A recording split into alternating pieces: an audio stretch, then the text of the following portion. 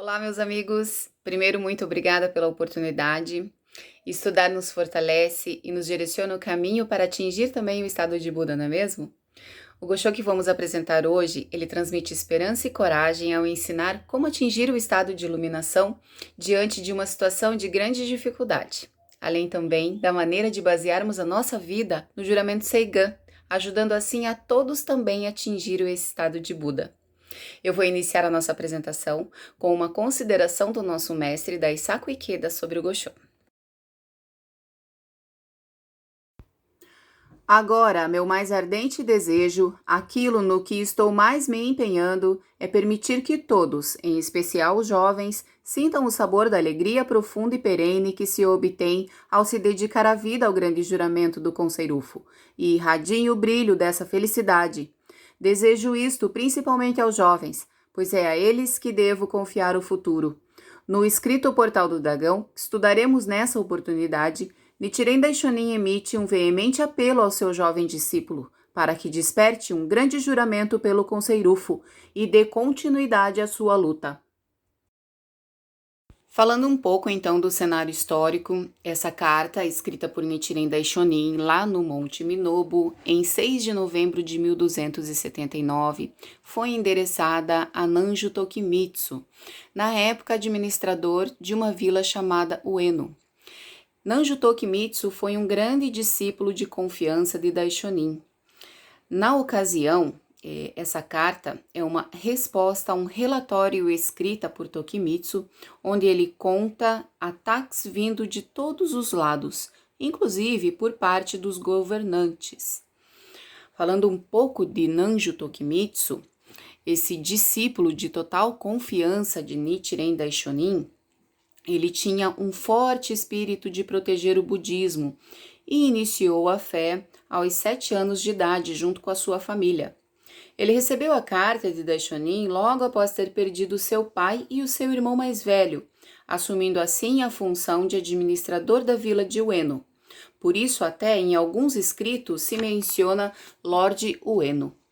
Após se retirar do Monte Minobu, Nichiren Daishonin enviou Nico Shonin para treinar o Tokimitsu para a campanha de propagação, onde esses resultados de notável sucesso de conversões alardou as autoridades locais, provocando na ocasião uma série de ameaças contra os praticantes do budismo, o que culminou com a perseguição de Atsuhara.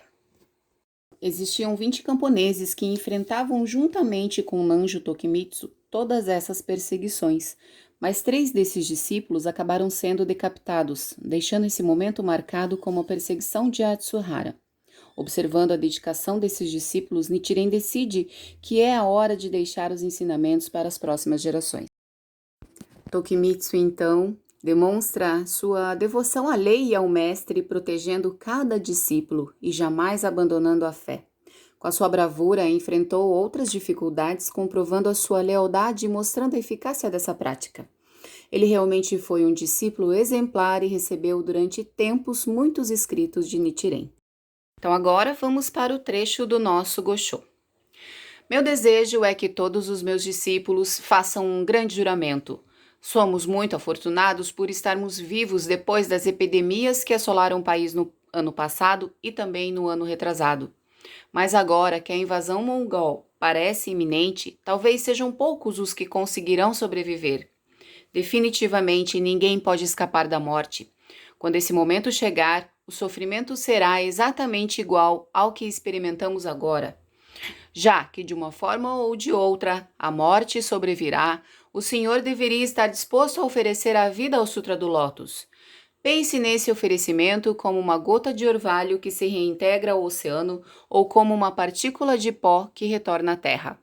Então, o Portal do Dragão é uma lenda chinesa que se refere a uma cachoeira de 30 metros de altura, onde inúmeras carpas se reúnem aos pés da cachoeira na esperança de chegar até o início da sua queda. Aquele que conseguir, segundo a lenda, se transformará em um dragão. Porém, a dificuldade para esses peixes é tão grande que nenhum consegue atingir o topo.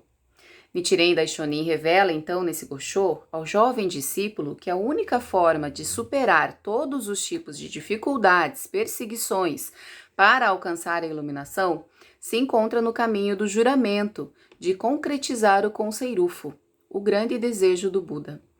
A expressão portal do dragão significa o grande esforço contra os obstáculos. E nós somos os protagonistas da nossa própria história. Precisamos então ser a pessoa que irá atingir sem falta todos os objetivos almejados, inclusive o estado de Buda. Precisamos ser as pessoas que superam a si mesma. E na época em que essa carta foi escrita, o país todo estava enfrentando momentos de muita dificuldade. Muitos haviam morrido em decorrência das epidemias, além de estarem também correndo risco de possíveis ameaças mongóis.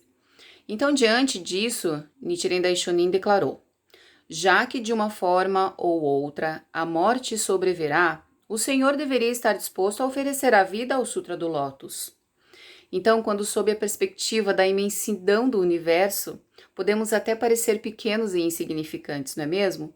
Mas quando vivemos com o propósito do grande juramento, a nossa vida se torna grandiosa e se funde com o estado de Buda do universo, mantendo-nos eternamente na órbita dessa condição de vida indestrutível. E esse escrito ele comprova como foi grandiosa a luta também de Nanjo Tokimitsu para proteger os discípulos e a grande consideração de Daishonin com ele.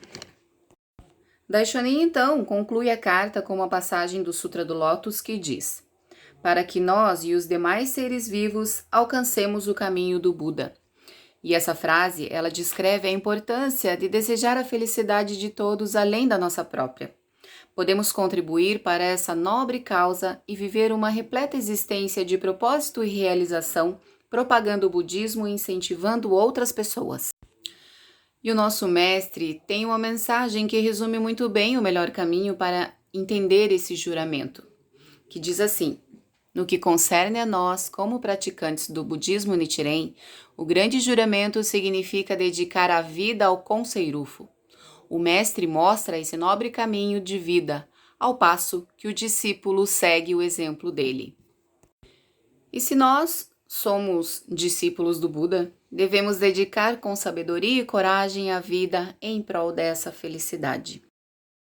E eu gostaria de compartilhar com vocês um incentivo apresentado pelo Seikyu Shimbun em 27 de junho agora desse ano, escrito por Daisaku Ikeda, e de tradução livre, e pedi licença para poder compartilhar com vocês, porque foi feita a tradução pelos meus primos amigos Mahomet Chales e a sua esposa Miyuki Chales. E ele diz assim, juramento é Seigan apenas quando se cumpre plenamente. Qual é o requisito mais essencial para conduzir uma vida devotada ao juramento Seigan? É possuir um espírito determinado. O verdadeiro juramento Seigan só se concretiza quando se cumpre plenamente este juramento. Comprova-se o verdadeiro valor do ser humano, não pelos títulos, nem pela posição que ocupa, mas sim quando este se levanta altivamente no momento em que se faz necessário. O mais importante é levantar-se corajosamente, imbuído do espírito de unicidade com o Mestre, sem temer as dificuldades e sofrimento.